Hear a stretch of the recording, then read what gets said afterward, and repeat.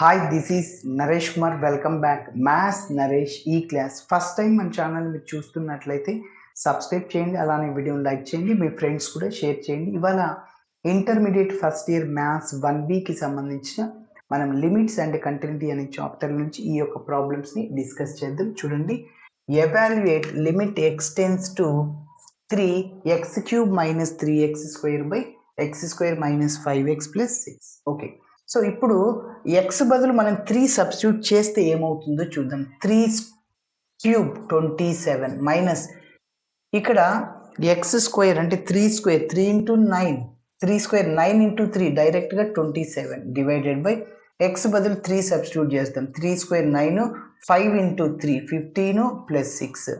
So 9 + 6 15 - 15 అంటే న్యూమరేటర్లో 0, డినామినేటర్లో 0. So ఎప్పుడైనా ఇట్లా ఇన్ఫినిటీ బై ఇన్ఫినిటీ ఫామ్ కూడా రావచ్చు. సో ఇట్లా వస్తే మనం డైరెక్ట్గా సబ్స్టిట్యూట్ చేయకూడదు, దీన్ని అన్డిటర్మినేట్ ఫామ్ అంటాం. ఓకే, ఆర్ నాట్ డిఫైన్డ్ అని చెప్పచ్చు. ఓకే, సో నెక్స్ట్ వేరేది ఏం చేయాలి? ఇట్లాంటివి వస్తే ఫ్యాక్టర్స్ని ఏమైనా ఉపయోగించి చేయొచ్చా? ఓకే, న్యూమరేటర్లో చూడండి x² కామన్ తీయచ్చు. డినామినేటర్కి ఫ్యాక్టర్స్ వస్తాయి, మనం చూడంగానే చెప్పేసేయచ్చు. x³ - 3x² divided by x³ - 5x + 6. So which is equal to limit x → 3. So x² common తీస్తే ఇంకా న్యూమరేటర్లో x - 3 ఉంటుంది. ఓకేనా, ఇక్కడ x ఇంకా -3. ఇంకా ఫ్యాక్టర్స్ కనుక్కుందాం. సో ఈ ఫ్యాక్టర్స్ మీరు రఫ్లో కనుక్కోవచ్చు. ఓకే, చూడండి, x² - 5x + 6 ఎట్లా కనుక్కుంటాము? ఏసీ తీసుకుంటాం. ఏ అంటే x² కోఎఫిషియంట్, బి అంటే x కోఎఫిషియంట్, సి అంటే కాన్స్టెంట్. ఏ అంటే 1, సి అంటే 6. 6కి ఫ్యాక్టర్స్ కనుక్కోవాలి. ఫస్ట్ 1 నుంచి స్టార్ట్ చేయండి. 1 × 6 6. సో రెండింటిని యాడ్ చేస్తే ఏమన్నా మిడిల్ టర్మ్ వస్తుందా? సో యాక్చువల్గా ఇక్కడ ఈ రెండింటికి ప్లస్ పెట్టేస్తే 7 అవుద్ది, ప్రోడక్ట్ చేస్తే 6 వస్తుంది, కానీ మిడిల్ టర్మ్ -5 రావాలి. కాబట్టి ఇలా చేయకూడదు. ఒకవేళ మైనస్ ఏమన్నా పెడితే వస్తుందా? యాడ్ చేస్తే -5, ప్రోడక్ట్ చేస్తే -6. కాబట్టి రెండు కండిషన్స్ని సాటిస్ఫై చేయాలి. మీరు తీసుకున్న ఫ్యాక్టర్స్ రెండింటిని మల్టిప్లై చేస్తే ఏసీ రావాలి, యాడ్ చేస్తే మిడిల్ టర్మ్. కాబట్టి 1 6 ఫ్యాక్టర్స్ అవుతాయి, కానీ మన కండిషన్ని సాటిస్ఫై చేయలేదు. నెక్స్ట్ 2కి వెళ్ళండి. 2 3 టైమ్స్ రెండింటిని యాడ్ చేయండి, మైనస్ సింబల్ పెట్టండి. -3 - 2 -5. రెండింటిని యాడ్ చేస్తే మిడిల్ టర్మ్ వచ్చింది, ప్రోడక్ట్ చేయండి. -2 × -3 + 6 సరిపోయింది. ఓకే, కాబట్టి ఇప్పుడు దీన్ని ఏం రాయొచ్చు అంటే x² ఈ -5xని -2x - 3xగా రాయొచ్చు. నెక్స్ట్ ఇంకా +6 అట్లని రాస్తున్నాం. ఇప్పుడు ఈ ఫస్ట్ 2 టర్మ్స్ నుంచి xని కామన్ తీస్తున్నా, అప్పుడు x -2 వస్తుంది. ఇక్కడ నుంచి మైనస్ని అట్లని 3ని కామన్ తీయాలి. ఎప్పుడైనా ఇది 1 2 3 థర్డ్ టర్మ్లో మైనస్ ఉంటే డెఫినెట్గా మైనస్ని కామన్ తీయండి. ప్లస్ ఉంటే there is no need to take common. కాబట్టి ఈ మైనస్ అనేది ప్లస్ టర్మ్ అయిపోద్ది, +x ఇక్కడ +6 మైనస్ అయిపోతుంది అనమాట. ఇంకా 2 ఉంటుంది, ఎందుకంటే 6ని 2 × 3 రాసుకోవచ్చు. 3 కామన్ వెళ్ళి ఇంకా 2 ఉంటుంది. కాబట్టి మళ్ళీ ఈ రెండింటి నుంచి x -2 కామన్గా ఉంది, మళ్ళీ x -3. కాబట్టి సో x² - 5x + 6 ఏం రాసుకోవచ్చు అంటే x -2 × x -3. ఓకే, అదే రాసేస్తున్నాను. x -2 × x -3. ఎస్, డైరెక్ట్గా ఇక్కడ x -3 x -3 క్యాన్సిల్ అయిపోతుంది. ఇప్పుడు 0/0 ఫామ్ రాదు సార్ మనకి. So that is limit x → 3. ఇంకా మిగిలింది న్యూమరేటర్లో x², డినామినేటర్లో x -2. ఇప్పుడు డైరెక్ట్గా x ప్లేస్లో 3ని సబ్స్టిట్యూట్ చేయండి. So 3² divided by 3 - 2. సో 3² × 9, 3 - 2 అంటే 1 అంటే 9/1 అంటే 9 ఆన్సర్. ఓకే, మరి నెక్స్ట్ రెండవ ప్రాబ్లమ్ని డిస్కస్ చేద్దాం. చూడండి, x → 3 ఫస్ట్ రఫ్లో చెక్ చేద్దాం. Second one, limit x → 3, x² + 3x + 2 divided by x² - 6x + 9 -6x + 9. Okay, limit x → 3.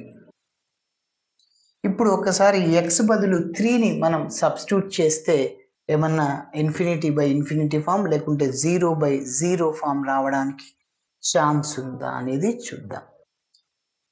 Yes, X ప్లేస్లో 3ని సబ్స్టిట్యూట్ చేస్తున్నాను. 3 స్క్వేర్ అంటే 9, 3 × 3 9 + 2 18 + 2 20. డినామినేటర్లో 3 స్క్వేర్ 9, 6 × 3 18 + 9 9 + 9 18 - 18. న్యూమరేటర్లో మాత్రం 0 రాలేదు, డినామినేటర్లో వచ్చింది. 0/0 ఫామ్ వచ్చిందా? లేదు. ఇన్ఫినిటీ ఫామ్ లేదు. కాబట్టి డైరెక్ట్గా మీరు సబ్స్టిట్యూట్ చేయొచ్చు. Answer something by 0. So infinity, anything న్యూమరేటర్లు ఏదైనా ఉండనివ్వండి, 1 crore/0 ఇన్ఫినిటీ. కాబట్టి ఆన్సర్ ఇన్ఫినిటీది. Okay, yes. సో డైరెక్ట్గా మనము అందులో సబ్స్టిట్యూట్ చేసేస్తాము ఎక్స్ ప్లేస్లో 3.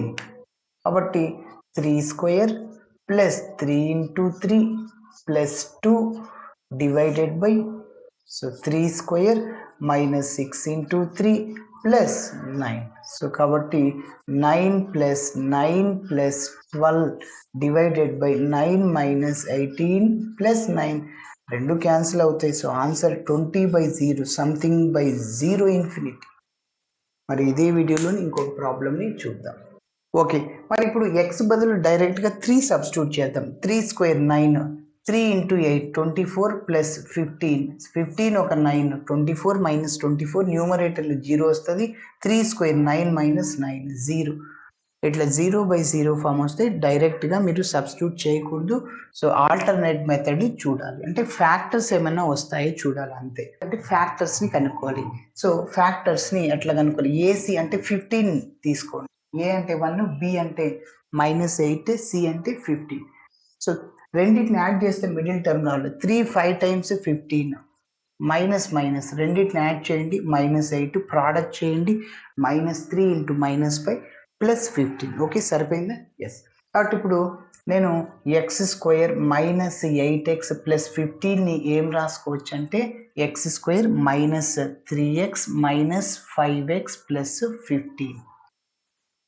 ఇప్పుడు ఫస్ట్ 2 టర్మ్స్ నుంచి ఎక్స్ని కామన్ తీయండి, x -3. సో నేను ఏం చెప్పానంటే థర్డ్ టర్మ్కి మైనస్ ఉంటే మైనస్ని కామన్ తీయండి, 5ని కూడా తీయచ్చు. అప్పుడు ఆ -x + x అవుతుంది. సో ఆ +15 5 × 3 రాయొచ్చు. 5 వెళ్ళింది, ఇంకా 3 ఉంటుంది. కాబట్టి సో అది మళ్ళీ డౌట్ ఉంటే చెక్ చేసుకోవచ్చు. -5x - +15. మళ్ళీ రెండింటి నుంచి కామన్ ఏం తీయచ్చు? x -3 x -5. కాబట్టి సో దీన్ని ఏం రాసుకోవచ్చు అంటే లిమిట్ x → 3 x -3 × x - 5గా రాసుకోవచ్చు. ఇక డినామినేటర్లో ఏముందంటే x² -9 ఉంది. దాన్ని x + 3 × x - 3గా రాసుకోవచ్చు. a + b × a - b, a² - b², x² - 3². కాబట్టి x -3 x -3 cancel. So limit x → 3 x - 5/x + 3. So ఇప్పుడు డైరెక్ట్గా x బదులు 3ని సబ్స్టిట్యూట్ చేయండి. 3 - 5/3 + 3 అనమాట.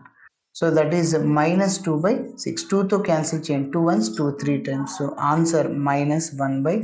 ఇలా చేయాలి. Thanks for watching my video. Video నచ్చితే ఖచ్చితంగా మీ ఫ్రెండ్స్ కూడా షేర్ చేయండి. బై.